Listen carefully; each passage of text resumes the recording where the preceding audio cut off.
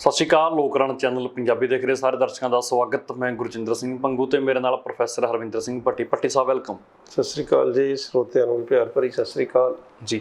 ਦੋਸਤੋ, ਅੱਜ ਅਸੀਂ ਜਿਸ ਵਿਸ਼ੇ ਤੇ ਗੱਲਬਾਤ ਕਰਾਂਗੇ ਉਹ ਵਿਸ਼ਾ ਸਾਡਾ ਸਰਕਾਰਾਂ ਦੇ ਨਾਲ ਸੰਬੰਧਿਤ, ਉਹ ਵਿਸ਼ਾ ਸਾਡਾ ਲੋਕਾਂ ਦੇ ਨਾਲ ਸੰਬੰਧਿਤ। ਸਰਕਾਰਾਂ ਜਦੋਂ ਸੱਤਾ ਦੇ ਵਿੱਚ ਆਉਣਾ ਚਾਹੁੰਦੀਆਂ ਨੇ ਉਹ ਇੱਕੋ ਗੱਲ ਤੇ ਜ਼ੋਰ ਦਿੰਦੀਆਂ ਨੇ, ਕੋਈ ਮੁੱਦਾ ਨਹੀਂ ਹੁੰਦਾ, ਕੋਈ ਕਿਸੇ ਤਰ੍ਹਾਂ ਦਾ ਫੰਕਸ਼ਨ ਨਹੀਂ ਲੋਕਾਂ ਦੇ ਲਈ ਹੁੰਦਾ। ਗੱਲ ਹੁੰਦੀ ਹੈ ਕਿ ਜੇਕਰ ਸਾਡੀ ਸਰਕਾਰ ਸੱਤਾ ਦੇ ਵਿੱਚ ਆਉਂਦੀ ਹੈ ਤਾਂ ਅਸੀਂ ਤੁਹਾਡੇ ਲਈ ਮੁਫਤ ਦੇ ਵਿੱਚ ਆਹ ਕੁਛ ਪਰੋਸਾਂਗੇ। ਆਟਾ, ਦਾਲ, ਚੀਨੀ, ਚੌਲ, ਚਾਹ ਪੱਤੀ ਤੋਂ ਲੈ ਕੇ ਬਿਜਲੀ ਤੱਕ, ਪਾਣੀ ਤੱਕ, ਸ਼ਰਾਬ ਤੱਕ, ਨਸ਼ੇ ਤੱਕ ਤਮਾਮ ਗੱਲਾਂ ਬਾਤਾਂ ਹੁੰਦੀਆਂ ਨੇ ਉਹ ਲੋਕਾਂ ਨੂੰ ਮੁਫਤ ਦੇਣ ਦੀਆਂ, ਜੋ ਸਰਕਾਰ ਆਪਣੇ ਵੱਲੋਂ ਕਨਸੈਪਟ ਕੱਢਦੀ ਹੈ। ਜੇਕਰ ਸਰਕਾਰਾਂ ਨੇ ਲੋਕਾਂ ਨੂੰ ਸਭ ਕੁਛ ਮੁਫਤ ਦੇਣਾ ਤਾਂ ਫਿਰ ਜੋ ਸਰਕਾਰਾਂ ਦੀ ਜੋ ਡਿਊਟੀ ਬਣਦੀ ਹੈ ਉਹ ਡਿਊਟੀ ਕੀ ਬਣਦੀ ਹੈ ਕਿ ਲੋਕਾਂ ਨੂੰ ਸਮਾਨ ਮੁਫਤ ਦੇਣਾ। ਇਹ ਸਮਾਨ ਮੁਫਤ ਦਾ ਜੋ ਫਾਰਮੂਲਾ ਅੱਗੇ ਜਾ ਕੇ ਲੋਕਾਂ 'ਤੇ ਕਿੱਥੋਂ ਤੱਕ ਭਾਰੂ ਪੈ ਸਕਦਾ, ਲੋਕਾਂ ਦਾ ਜਨਤਾ ਦਾ ਨੁਕਸਾਨ ਇਹਦੇ 'ਚ ਕਿਵੇਂ ਹੋ ਸਕਦਾ, ਆਖਰ ਜੋ ਮੁਫਤ ਦਾ ਪੈਮਾਨਾ ਕਿੱਥੋਂ ਤੱਕ ਜਾ ਕੇ ਰੁਕੂਗਾ, ਉਸ ਪੈਮਾਨੇ ਦੇ ਆਧਾਰ 'ਤੇ ਆਉਣ ਵਾਲੇ ਸਾਲਾਂ ਦੇ ਵਿੱਚ ਸਰਕਾਰ ਹੋਰ ਕੀ ਲੋਕਾਂ ਨੂੰ ਮੁਫਤ ਦੇਊਗੀ। ਕਹਿਣ ਦਾ ਭਾਵ ਹੈ ਕਿ ਲੋਕਾਂ ਨੂੰ ਹੋਰ ਕਿੰਨਾ ਕੁ ਤੁਸੀਂ ਨਕਮਾ ਬਣਾਓਗੇ ਕਿ ਲੋਕ ਆਪਣੀ ਹੋਂਦ, ਆਪਣੀ ਬੁਨਿਆਦ ਨੂੰ ਵੀ ਭੁੱਲ ਜਾਣ, ਸਿਰਫ ਤੇ ਸਿਰਫ ਉਹ ਸਰਕਾਰ 'ਤੇ ਡਿਪੈਂਡ ਹੋ ਜਾਣ ਕਿ ਜਿਹੜੀ ਸਰਕਾਰ ਸਾਨੂੰ ਵੱਧ ਸਹੂਲਤ ਫ੍ਰੀ ਦੇ ਵਿੱਚ, ਮੁਫਤ ਦੇ ਵਿੱਚ ਦੇਊਗੀ, ਅਸੀਂ ਉਹ ਸਰਕਾਰ ਚੁਣਾਂਗੇ। ਉਸ ਤੋਂ ਬਾਅਦ ਅੱਗੇ ਕੀ ਹੁੰਦਾ ਤੁਹਾਨੂੰ ਪਤਾ ਹੀ ਹੈ ਕਿ ਲੋਕ ਮੁਫਤ ਚੀਜ਼ਾਂ ਭਾਲਦੇ ਨੇ, ਸਰਕਾਰ ਆਪਣਾ ਕੰਮ ਕਾਜ ਕਰਦੇ ਰਹਿੰਦੀਆਂ ਨੇ ਸਰਕਾਰਾਂ। ਸਾਡੇ ਨਾਲ ਭੱਟੀ ਸਾਹਿਬ ਇਸ ਮਸਲੇ 'ਤੇ ਗੱਲਬਾਤ ਕਰਨ ਲਈ ਹਾਜ਼ਰ ਨੇ। ਭੱਟੀ ਸਾਹਿਬ, ਆਖਰ ਮੰਗਤੇ ਨੇ ਲੋਕ। ਦੇਖੋ ਹੁਣ ਜਿਵੇਂ ਆਮ ਆਦਮੀ ਪਾਰਟੀ ਨੇ ਫ੍ਰੀ ਬਿਜਲੀ ਦਾ ਫੈਸਲਾ ਲਿਆ, ਹੋਰ ਸਰਕਾਰਾਂ ਨੇ, ਪਿਛਲੀ ਸਰਕਾਰਾਂ ਨੇ ਵੀ ਸਭ ਕੁਛ ਫ੍ਰੀ ਦੇ ਵਿੱਚ ਕੀਤਾ। ਅਸੀਂ ਨਹੀਂ ਕਹਿੰਦੇ ਤੁਸੀਂ ਨਾ ਕਰੋ, ਪਰ ਅਸੀਂ ਇੱਕ ਨਾਲ ਇਹ ਵੀ ਗੱਲ ਕਹਿੰਦੇ ਹਾਂ ਕਿ ਜਦੋਂ ਤੱਕ ਸਰਕਾਰਾਂ ਨੂੰ ਲੱਗਦਾ ਕਿ ਸਾਡੇ ਲੋਕ ਸਟੈਬਲਿਸ਼ ਨਹੀਂ ਹੈਗੇ, ਪੇ ਨਹੀਂ ਇਹ ਸਰਕਾਰ ਨੂੰ ਕਰ ਸਕਦੇ, ਉਦੋਂ ਤੱਕ ਅਸੀਂ ਫ੍ਰੀ ਕਰ ਦਿੰਦੇ ਹਾਂ।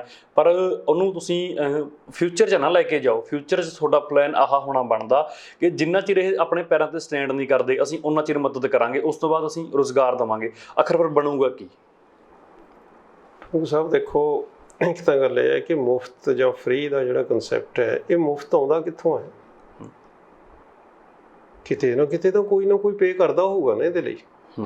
ਕੋਈ ਨਾ ਕੋਈ, ਜਿਹੜੀ ਸਰਕਾਰਾਂ ਦੇ ਵਿੱਚ ਜਿੰਨੇ ਵੀ ਬੰਦੇ ਆਏ ਨੇ ਹੁਣ ਤੱਕ, ਜਦ ਕਦੀ ਮੈਂ ਸੁਰਤ ਸੰਭਾਲੀ ਹੈ, ਪੋਲੀਟੀਸ਼ੀਅਨ ਕਹਿੰਦੇ ਰਹੇ ਨੇ ਖਜ਼ਾਨਾ ਖਾਲੀ ਹੈ ਜੀ, ਚੀਜ਼ਾਂ ਮੁਫਤ ਵੰਡਦੇ ਰਹੇ ਨੇ, ਲੋਕ ਗਰੀਬ ਹੁੰਦੇ ਰਹੇ ਨੇ, ਉਹ ਖੁਦ ਅਮੀਰ ਹੁੰਦੇ ਰਹੇ ਨੇ।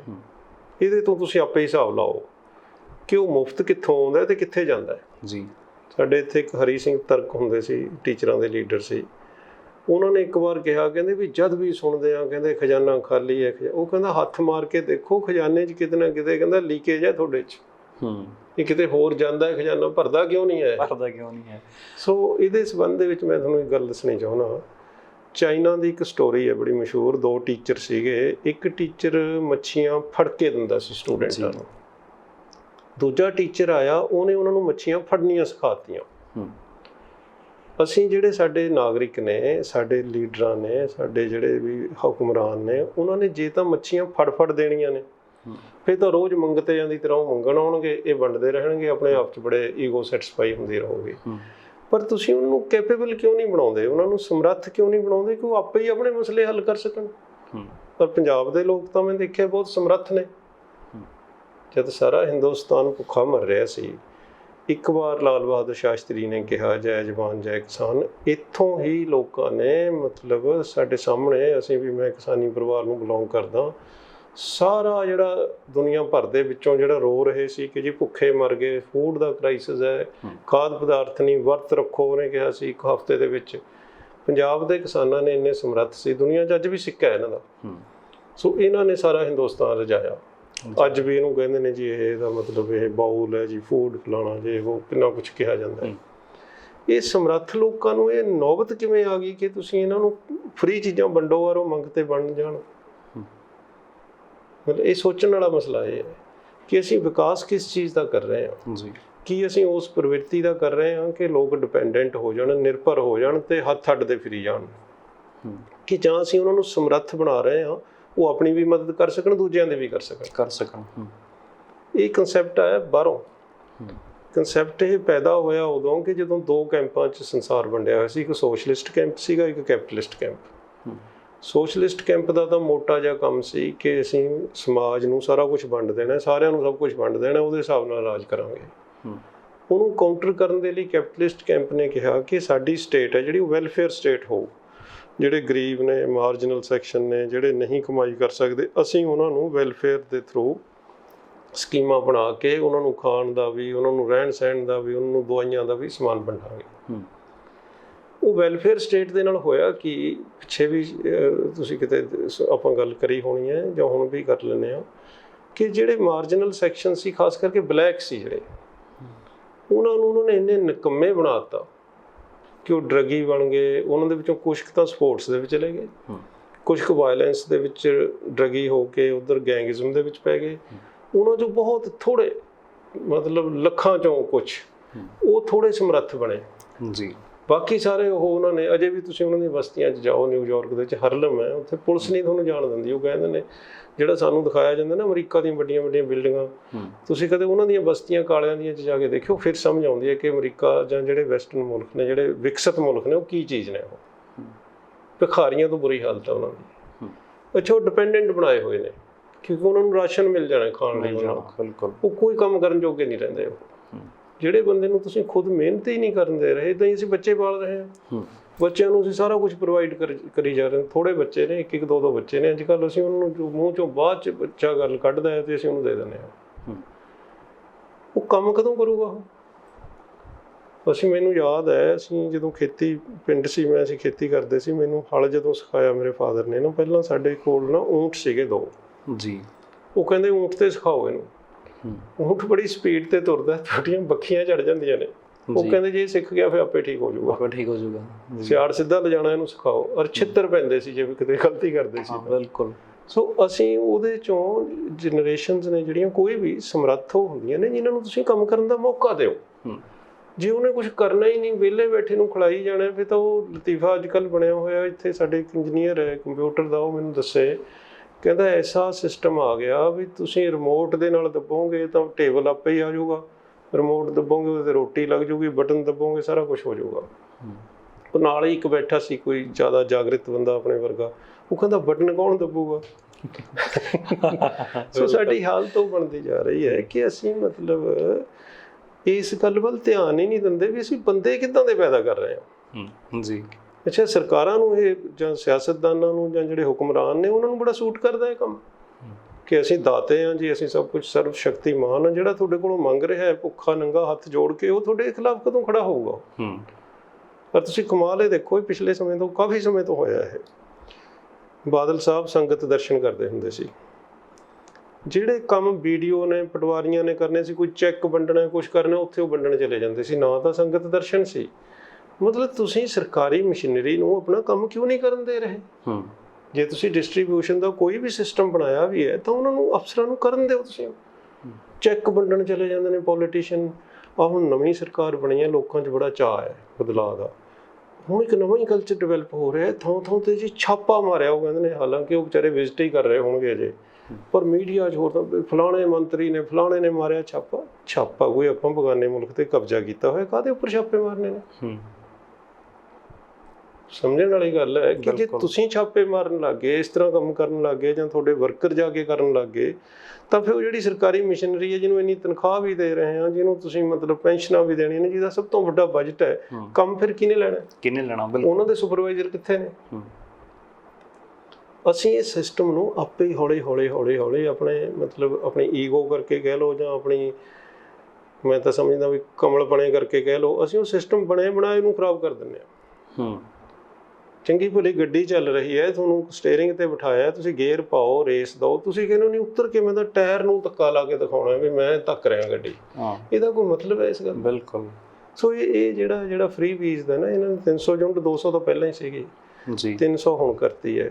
ਪਹਿਲੀ ਗੱਲ ਤਾਂ ਸਾਡੀ ਬਿਜਲੀ ਦੀ ਯੂਸੇਜ ਹੈ, ਜਿਹੜੀ ਜਨਰੇਸ਼ਨ ਹੈ, ਜਿਹੜੀ ਜਾਂ ਸੋਲਰ ਪੈਨਲ, ਜਿਹੜੇ ਅਸੀਂ ਸੋਲਰ ਐਨਰਜੀ ਨੂੰ ਯੂਜ਼ ਕਰਨ ਦਾ ਕੰਮ ਹੈ ਸਾਡਾ, ਇਹ ਸਾਰੀ ਚੀਜ਼ ਨੂੰ ਰਿਵਿਊ ਕਰਨ ਵਾਲਾ ਹੈ ਕਿ ਅਸੀਂ ਐਨਰਜੀ ਯੂਸੇਜ ਸਾਡਾ ਕਿੱਦਾਂ ਦਾ ਹੈ। ਸੜਕਾਂ ਸਾਡੀਆਂ ਕਾਰਾਂ ਨਾਲ ਭਰੀਆਂ ਪਈਆਂ ਨੇ। ਤੁਸੀਂ ਇਹ ਦੇਖੋ, ਇਸ ਟ੍ਰੈਜਡੀ ਹੈ ਸਾਡੇ ਇਹ ਪੰਜਾਬ ਦੀ, ਕਿਉਂਕਿ ਟਰਾਂਸਪੋਰਟਰਾਂ ਦਾ ਰਾਜ ਰਿਹਾ ਹਮੇਸ਼ਾ ਹੀ। ਜੇ ਇੱਕ ਮੈਟਰੋ ਚਲਾਈ ਜਾਂਦੀ ਹੈ ਅੱਜ ਤੋਂ 50 ਸਾਲ ਪਹਿਲਾਂ, ਅੰਮ੍ਰਿਤਸਰ ਤੋਂ, ਬਠਿੰਡੇ ਤੋਂ ਚੱਲ ਕੇ ਚੰਡੀਗੜ੍ਹ ਤੱਕ ਇੱਕ ਸਰਕਲ ਬਣਾ ਦਿੰਦੇ, ਲੱਖਾਂ ਲੋਕ ਸਾਡੇ ਜਿਹੜੇ ਰੋਜ਼ ਐਕਸੀਡੈਂਟਾਂ 'ਚ ਮਰਦੇ ਨੇ, ਉਹ ਬਚ ਜਾਣੇ ਸੀ। ਬਿਲਕੁਲ। ਐਕਸੀਡੈਂਟ ਜਿਹੜਾ ਡੈਥ ਰੇਟ ਹੈ ਨਾ ਇੰਡੀਆ ਦਾ, ਪਰ ਮਿੰਟ ਹੈ, ਉਹ ਪਰ ਮਿੰਟ ਹੈ। ਬਿਲਕੁਲ। ਪਰ ਸਾਡੇ ਪੰਜਾਬ ਦੇ ਵਿੱਚ ਇੱਥੇ ਸਾਡੇ ਇੱਕ ਲੜਕੇ ਨੇ PhD ਕਰੀ ਹੈ, ਸਭ ਤੋਂ ਜ਼ਿਆਦਾ ਹਾਈਐਸਟ ਫੈਟੈਲਿਟੀ ਰੇਟ ਹੈ ਜਿੱਥੇ ਮਰ ਜਾਂਦੇ ਨੇ ਐਕਸੀਡੈਂਟ 'ਚ ਬੰਦੇ, ਉਹ ਲੁਧਿਆਣਾ, ਅੰਮ੍ਰਿਤਸਰ, ਜਿਹੜੇ ਸਭ ਤੋਂ ਜ਼ਿਆਦਾ ਅਰਬਨ ਸੈਂਟਰ ਨੇ ਵੱਡੇ ਸਾਡੇ। ਸੋ ਇਹਦਾ ਅਰਬਨਾਈਜੇਸ਼ਨ ਨਾਲ ਸਿੱਧਾ ਸੰਬੰਧ ਹੈ। ਜੇ ਅਸੀਂ ਲੋਕਾਂ ਨੂੰ ਕਨੈਕਟੀਵਿਟੀ ਅਜੇ ਵੀ ਕਰ ਦਈਏ, ਸਾਡੇ ਜਿੰਨੀ ਟਰੱਕ ਮਾਫੀਆ ਹੋਊਗਾ, ਮੰਨ ਲਓ ਉਹਨਾਂ ਟਰੱਕ ਯੂਨੀਅਨਾਂ ਦੇ ਕਬਜ਼ੇ ਦਾ ਕਿਉਂ ਰੌਲਾ ਪੈ ਰਿਹਾ ਹੈ, ਸਾਡੇ ਢੋਆ ਢੁਆਈ ਲਈ ਅਸੀਂ ਰੇਲਵੇ ਨੂੰ ਯੂਜ਼ ਨਹੀਂ ਕਰਿਆ, ਪਰ ਫਿਰ ਅਸੀਂ ਦਫ਼ਤਰ ਸੈਂਟਰਲਾਈਜ਼ ਕਰੇ ਹੋਏ ਨੇ, ਸਾਰੇ ਦਫ਼ਤਰ ਚੰਡੀਗੜ੍ਹ।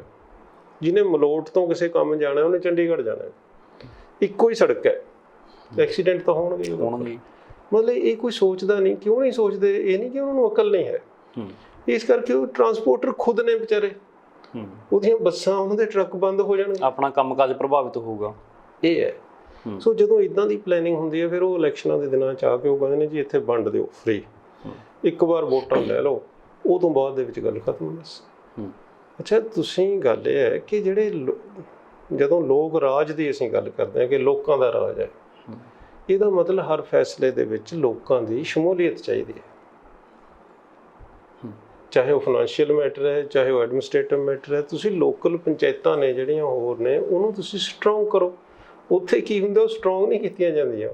ਉੱਥੇ ਲੋਕਲ ਦਾਅਵੇ ਨੇ ਜਿਹੜੇ, ਤੁਸੀਂ ਹੁਣ ਐਨਾਲਿਸਿਸ ਕਰਕੇ ਦੇਖ ਲਓ ਅੱਜ ਦੀ ਡੇਟ ਦੇ ਵਿੱਚ, ਜਿਹੜੇ ਬੰਦਿਆਂ ਦੀ ਗਲੀ ਮੁਹੱਲੇ ਦੇ ਵਿੱਚ ਚੱਲਦੀ ਹੈ, ਜਿਹੜੇ ਲੱਠਮਾਰ ਨੇ, ਉਹੀ ਕਾਂਗਰਸ ਨਾਲ ਸੀ, ਉਹੀ ਅਕਾਲੀਆਂ ਨਾਲ ਸੀ, ਉਹੀ ਆਪ ਦੇ ਵਿੱਚ ਚਲੇ ਜਾਣਗੇ। ਚੱਲਦੀ ਉਹਨਾਂ ਦੀ ਉਹ ਰਹਿਣੀ ਹੈ। ਉਹ ਲੋਕਲ ਥਾਣੇਦਾਰ ਨਾਲ, ਲੋਕਲ ਅਫਸਰ ਨਾਲ ਮਿਲ ਕੇ, ਮਤਲਬ ਲੋਕਾਂ ਦੇ ਘਰੀਂ ਕਮਾਈਆਂ ਖੜੀਆਂ ਨੇ, ਉਹਨਾਂ ਨੇ ਆਹ ਨੀਲੇ ਪੀਲੇ ਕਾਰਡ ਬਣਾਏ ਹੁੰਦੇ ਨੇ। ਬਿਲਕੁਲ, ਤੁਸੀਂ ਜਾ ਕੇ ਚੈੱਕ ਕਰਕੇ ਦੇਖ ਲਓ ਗਰਾਊਂਡ ਲੈਵਲ ਦੇ ਉੱਪਰ। ਸੋ ਸਾਡੇ ਇਹ ਹੈ ਕਿ ਜਿਹੜੀ ਅਸੀਂ ਬਿਰਤੀ ਪੈਦਾ ਕਰ ਰਹੇ ਹਾਂ, ਇਹ ਕਿ ਬੰਦਿਆਂ ਦੀ ਮੈਨੀਪੂਲੇਟਿਵ ਬਿਰਤੀ ਹੈ, ਭਿਖਾਰੀ ਬਿਰਤੀ ਹੈ। ਟੈਕਸ ਦੇਣਾ ਨਹੀਂ ਚਾਹੁੰਦੇ ਆਪ, ਟੈਕਸ ਚੋਰੀ ਕਰਨਗੇ, ਵੈਸੇ ਦਾਨੀ ਬਣ ਜਾਣਗੇ, ਜਾਂ ਫਿਰ ਉਹ ਜਿਹੜਾ ਜਨਤਾ ਦਾ ਖਜ਼ਾਨਾ ਹੁੰਦਾ ਉਹਦੇ 'ਚ ਭਰਦੇ ਨੇ। ਉਹ ਸਾਡੇ ਲੀਡਰ ਹੋਰ ਕੀ ਕਰਦੇ ਨੇ, ਮੈਨੂੰ ਨਹੀਂ ਸਮਝ ਆਉਂਦੀ ਕਿ ਲੀਡਰ ਅਮੀਰ ਕਿਵੇਂ ਹੋ ਜਾਂਦਾ। ਜਿਹੜੇ ਬੰਦੇ ਦਾ 24 ਘੰਟੇ ਕੰਮ ਸਿਆਸਤ ਦੇ ਵਿੱਚ ਹੈ, ਉਹਦਾ ਬਿਜ਼ਨਸ ਉਸੇ ਦਿਨ ਫਲਣ ਲੱਗ ਜਾਂਦਾ ਹੈ। ਜਦੋਂ ਪਾਵਰ ਤੋਂ ਬਾਹਰ ਹੁੰਦੇ ਨੇ, ਉਹ ਬਿਜ਼ਨਸ ਘਾਟੇ 'ਚ ਚਲਾ ਜਾਂਦਾ। ਕਿਸ ਤਰ੍ਹਾਂ ਹੁੰਦਾ ਇਹ, ਮਤਲਬ ਜੀ। ਅੱਛਾ, ਉਹ ਗੱਲ ਇਹ ਹੈ ਕਿਉਂਕਿ ਜ਼ਮੀਰ ਮਰ ਚੁੱਕੀ ਹੈ ਅਸਲ ਦੇ ਵਿੱਚ। ਅਸੀਂ ਜਿਸ ਤਰ੍ਹਾਂ ਦੇ ਅਸੀਂ ਲੋਕਾਂ ਦੀ ਵੀ ਜ਼ਮੀਰ ਜਿਹੜੀ ਕਲੈਕਟਿਵ ਹੈ ਉਹ ਵੀ ਮਾਰ ਰਹੇ ਹਾਂ ਕਿ ਭਾਈ ਤੁਸੀਂ ਮਤਲਬ ਸਾਤੋਂ ਲੈ ਰਿਆ ਕਰੋ, ਬੋਲੋ ਨਾ ਵਾਲਾ। ਇਹ ਫਿਰ ਪੱਟੀ ਸਾਹਿਬ ਲੋਕਾਂ ਨੂੰ ਕੰਮ ਕਰਨ ਦੀ ਫਿਰ ਲੋੜ ਨਹੀਂ ਰਹਿਣੀ। ਜਿਵੇਂ ਆਟਾ, ਦਾਲ, ਚੀਨੀ, ਚਾਹ ਪੱਤੀ, ਚੌਲ, ਬਿਜਲੀ ਅਸੀਂ ਦੇਵਾਂਗੇ, ਤੁਹਾਨੂੰ ਮਕਾਨ ਅਸੀਂ ਬਣਾ ਕੇ ਦੇ ਦਾਂਗੇ, ਇਹ ਵੀ ਸਰਕਾਰਾਂ ਵੱਲੋਂ ਹੈਗਾ, ਤੇ ਕੰਬਲ ਤੁਹਾਨੂੰ NGO ਵੰਡ ਦਿਆ ਕਰਨਗੀਆਂ। ਫਿਰ ਲੋਕਾਂ ਨੂੰ ਮਤਲਬ ਕੰਮ ਕਰਨ ਦੀ ਲੋੜ ਨਹੀਂ ਕੋਈ। ਨਹੀਂ, ਕੰਮ ਦੀ ਲੋੜ ਹੈ ਹੀ ਨਹੀਂ। ਨਿਕੰਮੇ ਲੋਕ ਚਾਹੀਦੇ ਹੁੰਦੇ ਨੇ ਸਰਕਾਰ ਨੂੰ। ਨਿਕੰਮਾ ਬੰਦਾ ਕਦੇ ਕਿਸੇ ਸਰਕਾਰ ਦੀ ਅੱਖ 'ਚ ਅੱਖ ਪਾ ਕੇ, ਕਿਸੇ ਹਾਕਮ ਦੀ ਅੱਖ 'ਚ ਅੱਖ ਪਾ ਕੇ ਗੱਲ ਨਹੀਂ ਕਰ ਸਕਦਾ। ਇਹ ਆਦਿ ਕਾਲ ਤੋਂ ਹੀ ਹੈ ਇਹ ਚੀਜ਼। ਕਿਉਂ ਗੁਰੂ ਨਾਨਕ ਨੇ ਸਾਰੀ ਦਿੱਲੀ ਦੱਖਣ ਘੁੰਮ ਕੇ ਜਾ ਕੇ ਉੱਥੇ ਕਰਤਾਰਪੁਰ ਖੇਤੀ ਕਰਨੀ ਸ਼ੁਰੂ ਕਰੀ? ਕਿਉਂ ਉਹਨੇ ਕਿਹਾ ਵੀ ਆਪਸ ਵਿੱਚ ਵੰਡ ਕੇ ਛਕੋ? ਦੇਖੋ ਨਾ, ਸਮਝਣ ਵਾਲੀਆਂ ਗੱਲਾਂ ਨੇ। ਕੋਈ ਐਵੇਂ ਤਾਂ ਹੈ ਨਹੀਂ ਸੀ ਇਹ ਗੱਲ ਕਿ ਚਲੋ ਇਦਾਂ ਚੰਗਾ ਲੱਗਦਾ ਇਦਾਂ ਕਹਿ ਦਈਏ, ਇਹ ਥੋੜ੍ਹਾ ਸੀ ਗੱਲ ਇਹ। ਕਿਉਂ ਭਗਤ ਸਿੰਘ ਉਹਨਾਂ ਨੇ ਸ਼ਹੀਦੀਆਂ ਪਾਈਆਂ? ਹੁਣ ਤਾਂ ਅਸੀਂ ਭਗਤ ਸਿੰਘ ਨੂੰ ਵੀ ਮਤਲਬ ਪੀਲਾ ਜਿਹਾ ਕਰ ਲਿਆ, ਹੋਰ ਇਸ ਤਰ੍ਹਾਂ ਦਾ। ਮਤਲਬ ਉਹ ਇੱਕ ਗੁਰਸ਼ਰਨ ਸਿੰਘ ਨੇ ਇੱਕ ਬਹੁਤ ਸੋਹਣਾ ਨਾਟਕ ਲਿਖਿਆ ਸੀ ਜੀ, ਬੁੱਤ ਬੋਲ ਪਏ। ਬੁੱਤ ਬੋਲ ਪਏ ਜੀ। ਉਹਦੇ 'ਚੋਂ ਲੀਡਰ ਉਹਦੇ ਬੁੱਤ ਤੇ ਪਾਉਣ ਜਾਂਦਾ ਹੈ, ਮਤਲਬ ਹਾਰ, ਥੱਪੜ ਮਾਰਦਾ, ਉਹਦੇ ਕਸੁੰਨ ਮਾਰਦਾ ਪਿੱਛੋਂ। ਬਿਲਕੁਲ, ਮਤਲਬ ਜਾਗ ਪੈਂਦਾ ਉਹ ਅਸਲ ਦੇ ਵਿੱਚ। ਸਾਨੂੰ ਬੁੱਤ ਚਾਹੀਦੇ ਨੇ ਅਸਲ ਦੇ ਵਿੱਚ, ਸਾਨੂੰ ਲੋਕ ਨਹੀਂ ਚਾਹੀਦੇ। ਅੱਜ ਅੰਬੇਦਕਰ ਆ ਜਾਵੇ ਦੁਬਾਰਾ, ਆ ਕੇ ਉਹੀ ਗੱਲਾਂ ਕਰੇ, ਫੜ ਕੇ ਅੰਦਰ ਕਰ ਦਾਂਗੇ ਉਹਨੂੰ, ਜੋ ਦਸ਼ਾ ਹੈ ਹੁਣ। ਬਿਲਕੁਲ, ਮਤਲਬ ਉਹਨੇ ਲਿਖਿਆ ਹੈ ਕਿ ਜਿਹੜੀ ਭਗਤੀ ਹੈ ਜਾਂ ਜਿਹੜੀ ਮਤਲਬ ਸਿਆਸਤ ਦੇ ਵਿੱਚ ਹੀਰੋ ਵਰਸ਼ਿਪ ਹੈ, ਇਹ ਸਭ ਤੋਂ ਖਤਰਨਾਕ ਚੀਜ਼ ਹੈ। ਇਹ ਅੰਬੇਦਕਰ ਦੀਆਂ ਰਾਈਟਿੰਗ ਨੇ। ਭਗਤ ਸਿੰਘ ਦੀ ਤਾਂ ਗੱਲ ਹੀ ਕੀ ਕਹਿਣੀ ਹੈ। ਭਗਤ ਸਿੰਘ ਤਾਂ ਕਿਸੇ ਵੀ ਉਹਦੇ 'ਚ ਹਜਮ ਆ ਹੀ ਨਹੀਂ ਸਕਦਾ, ਕਿਉਂਕਿ ਭਗਤ ਸਿੰਘ ਦਾ ਤਾਂ ਫਲਸਫਾ ਹੀ ਬਗਾਵਤ ਦਾ ਸੀ। ਸੋ ਸਾਨੂੰ ਉਹ ਨਹੀਂ ਚਾਹੀਦੇ, ਅੰਗਰੇਜ਼ਾਂ ਨੂੰ ਵੀ ਨਹੀਂ ਸੀ ਚਾਹੀਦੇ, ਪਰ ਆਪਣੀ ਸੋਚ ਮੁਤਾਬਕ ਢਾਲ ਲਏ ਲੋਕਾਂ ਨੇ। ਸਾਨੂੰ ਭਗਤ ਸਿੰਘ ਵੀ ਵੰਡ ਲਏ। ਹਾਂ, ਸਾਨੂੰ ਇਹ ਨਹੀਂ, ਸਾਨੂੰ ਕਮੋਡਿਟੀ ਦੇ ਤੌਰ ਤੇ ਵੇਚਣ ਲਈ ਭਗਤ ਸਿੰਘ ਠੀਕ ਹੈ। ਗਾਂਧੀ ਨੂੰ ਵੇਚੀ ਜਾਂਦੇ ਨੇ, RSS ਵਾਲੇ ਵੇਚੀ ਜਾਂਦੇ ਨੇ। ਦੇਖੋ ਨਾ ਕਮਾਲ। ਸੋ ਉਹ ਗੱਲ ਇਹ ਹੈ ਕਿ ਅਸੀਂ ਉਹਨੂੰ ਅਪਰੋਪਰੀਏਟ ਕਰਨਾ ਚਾਹੁੰਦੇ। ਸਾਨੂੰ ਪਤਾ ਵੀ ਹੁਣ ਇਹਦੇ ਤੋਂ ਕੋਈ ਖਤਰਾ ਨਹੀਂ ਹੈ। ਜੇ ਉਹਦਾ ਫਲਸਫਾ ਲੈ ਕੇ ਹੁਣ ਕੋਈ ਸੜਕ ਤੇ ਫਿਰ ਰਿਹਾ ਹੋਵੇ, ਉਹਦੇ ਤੇ ਤਾਂ ਲਾਠੀਚਾਰਜ ਹੀ ਹੁੰਦਾ। ਬਿਲਕੁਲ, ਤਾਂ ਸਾਡੇ ਸਾਹਮਣੇ ਹੀ ਇਹ ਗੱਲ। ਸੋ ਕਦੇ ਵੀ ਕਿਸੇ ਵੀ ਹੁਕਮਰਾਨ ਨੂੰ ਜਿਹੜਾ ਅੱਖ 'ਚ ਅੱਖ ਪਾ ਕੇ ਗੱਲ ਕਰਨ ਵਾਲਾ ਸਿਟੀਜ਼ਨ ਹੈ, ਜਿਹੜਾ ਕੁਐਸਚਨ ਕਰਨ ਵਾਲਾ ਸਿਟੀਜ਼ਨ ਹੈ, ਜਿਹੜਾ ਜਾਗਰਤ ਹੈ, ਉਹ ਨਹੀਂ ਸੂਟ ਕਰਦਾ। ਇਹ ਇੱਕ ਤਰੀਕਾ ਹੈ, ਇੱਕ ਕਿਸਮ ਦੀ ਫੇਮ ਹੈ ਜਿਹੜੀਆਂ ਵੀ ਫ੍ਰੀ ਬੀਜ਼ ਨੇ, ਚਾਹੇ ਕੋਈ ਦਿੰਦਾ। ਅੱਛਾ, ਉਹ ਮਜਬੂਰੀ ਇਹ ਹੈ ਨਹੀਂ ਕਿ ਇਹ ਕੋਈ ਬਹੁਤ ਸੋਚ ਸਮਝ ਕੇ ਬੇਈਮਾਨੀ ਜਾਂ ਠੱਗੀ ਨਾਲ ਨਹੀਂ ਕੀਤਾ ਜਾਂਦਾ। ਇਹ ਇੱਕ ਰਿਵਾਜ ਬਣ ਗਿਆ ਵਰਲਡ ਲੈਵਲ ਤੇ ਕਿ ਜੀ ਤੁਸੀਂ ਇਸ ਤਰ੍ਹਾਂ ਮਤਲਬ ਫਲਾਣਾ ਬਣ ਰਿਹਾ, ਉਹ ਕਹਿੰਦੇ ਜੀ ਅਸੀਂ 1000 ਰੁਪਈਆ ਦੇ ਦਾਂਗੇ, ਦੂਜੇ ਕਹਿੰਦੇ ਅਸੀਂ 2000 ਦੇ ਦਾਂਗੇ। ਤੁਸੀਂ ਦੇਖਿਆ ਜਿੱਦਣ ਇਹਨਾਂ ਨੇ ਅਨਾਉਂਸ ਕੀਤਾ ਪਹਿਲਾਂ ਕੇਜਰੀਵਾਲ ਦੀਆਂ ਗਰੰਟੀਆਂ ਜਦੋਂ ਆਈਆਂ, ਤਾਂ ਸਿੱਧੂ ਨੇ ਕਿਹਾ ਵੀ ਸਾਡੇ ਲੋਕ ਮੰਗਤੇ ਨੇ, ਸਾਡੀਆਂ ਔਰਤਾਂ ਨੇ ਜਿਹੜੀਆਂ। ਥੋੜੀ ਦੇਰ ਬਾਅਦ ਉਹਨੇ ਕਿਹਾ ਅਸੀਂ 2000 ਦੇਵਾਂਗੇ, ਹਾਂ ਸਿਲੰਡਰ ਦੇਵਾਂਗੇ।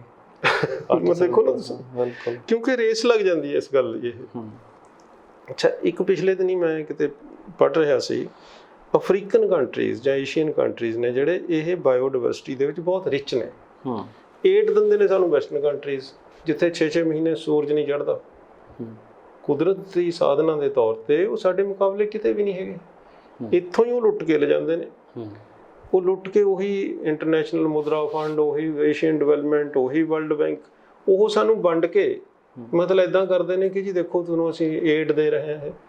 ਏਡ ਆਉਂਦੀ ਕਿੱਥੋਂ ਆ? ਆਉਂਦੀ ਕਿੱਥੋਂ? ਕਦੇ ਕੋਈ ਇਹ ਕੁਐਸਚਨ ਨਹੀਂ ਕਰਦਾ ਕਿ ਆਖਰਕਾਰ ਉਹ ਪੈਸਾ ਕਿੱਥੋਂ ਇਕੱਠਾ ਹੁੰਦਾ। ਜੇ ਤੁਸੀਂ ਇਹਨਾਂ ਲੋਕਾਂ ਨੂੰ ਲੁੱਟਿਆ, ਸਰਕਾਰ ਕੋਲ ਪੈਸਾ ਕਿੱਥੋਂ ਆਉਂਦਾ? ਜਿਹੜੀਆਂ ਫ੍ਰੀ ਬੀਜ਼ ਕਹਿੰਦੇ ਨੇ, ਬਿਲਕੁਲ ਉਹ ਐਸੇ ਜਿਹੜੇ ਅਸੀਂ ਟੈਕਸ ਪੇ ਕਰਦੇ ਹਾਂ ਉਹਦੇ ਚ ਆਉਣਾ ਦਾ ਹੀ ਪੈਸਾ। ਸੋ ਦੋ ਕਿਸਮ ਦਾ ਹੀ ਹੁੰਦਾ ਹੈ, ਜਾਂ ਫਾਈਨ ਕਹਿੰਦੇ ਹੁੰਦੇ ਨੇ ਜਾਂ ਟੈਕਸ ਹੁੰਦਾ ਹੈ। ਉਹ ਕਿਸੇ ਨੇ ਪੁੱਛਿਆ ਸੀ, ਮੈਂ ਪਿਛਲੇ ਦਿਨੀ ਕਿਤੇ ਪੜ੍ਹ ਰਿਹਾ ਸੀ ਕਿ ਫਾਈਨ ਤੇ ਟੈਕਸ ਦੇ ਵਿੱਚ ਫਰਕ ਕੀ ਹੁੰਦਾ ਹੈ। ਉਹ ਕਹਿੰਦੇ ਵੀ ਜਿਹੜਾ ਫਾਈਨ ਹੈ ਉਹ ਗਲਤ ਕੰਮ ਕਰਨ ਦੇ ਉੱਪਰ ਲੱਗਿਆ ਹੋਇਆ ਟੈਕਸ ਹੈ, ਤੇ ਜਿਹੜਾ ਟੈਕਸ ਹੈ ਉਹ ਚੰਗੇ ਕੰਮ ਕਰਨ ਦੇ ਉੱਪਰ ਲੱਗਿਆ ਹੋਇਆ ਫਾਈਨ ਹੈ ਜੀ।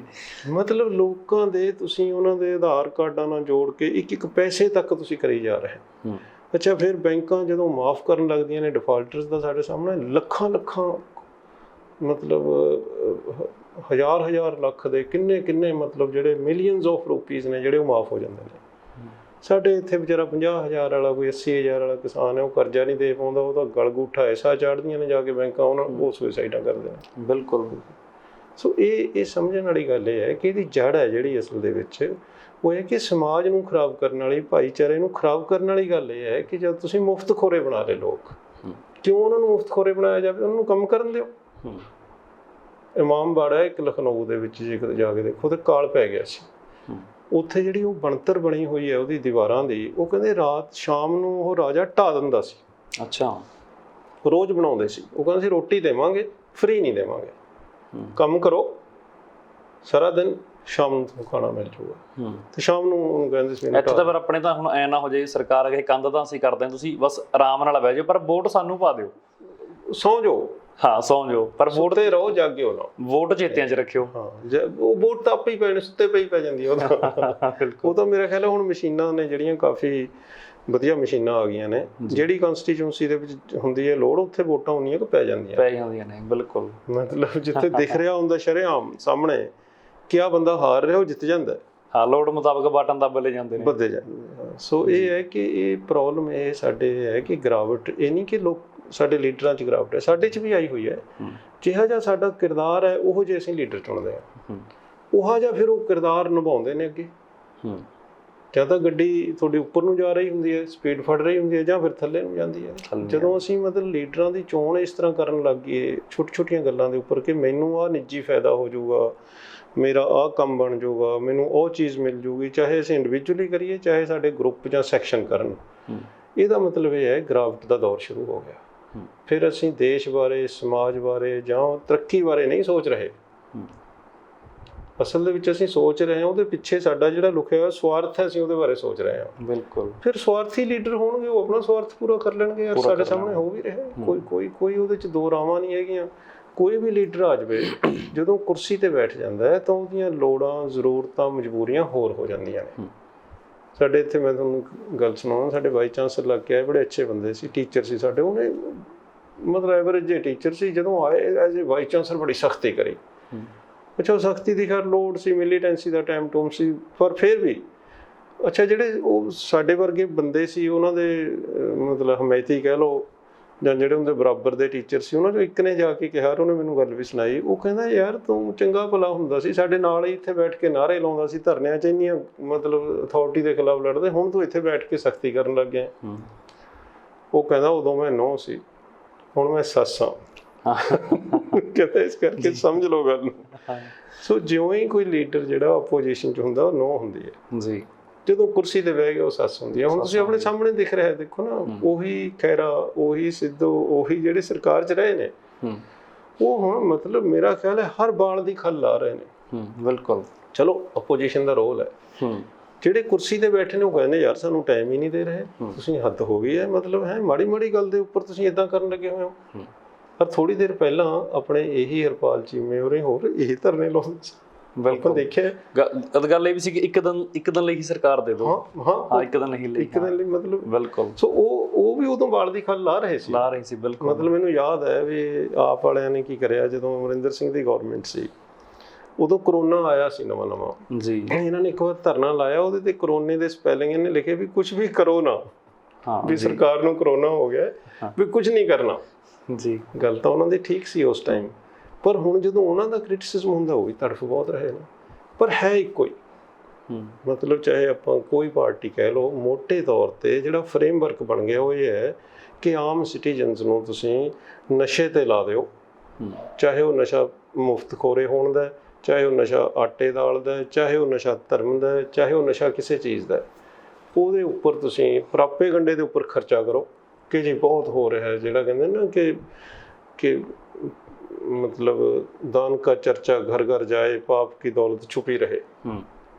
सो ਉਹ ਲੁਕਾਉਣਾ ਜੇ ਤੁਸੀਂ ਕੁਝ ਤਾਂ ਢੋਲ ਢਮੱਕੇ ਤੇ ਖਰਚਾ ਕਰੋ। ਪਰ ਜੇ ਕਿਸੇ ਸਰਕਾਰ ਦਾ ਤੁਸੀਂ ਰੀਅਲ ਐਨਾਲਿਸਿਸ ਕਰਨਾ ਹੋਵੇ, ਪਹਿਲਾਂ ਇਹ ਦੇਖੋ ਕਿ ਉਹਨੇ ਐਡਵਰਟਾਈਜ਼ਮੈਂਟ ਦਾ ਬਜਟ ਆਪਣੀ ਦਾ ਕਿੰਨਾ ਰੱਖਿਆ ਹੋਇਆ ਔਰ ਉਹਦੀ ਕੀ ਜ਼ਰੂਰਤ ਹੈ। ਇੱਥੋਂ ਜੱਜ ਹੋ ਜਾਂਦਾ ਹੈ ਜੀ, ਚਾਹੇ ਉਹ ਕਿਸੇ ਪਾਰਟੀ ਦੀ ਹੈ ਕਿਤੇ ਵੀ ਹੈ ਉਹ।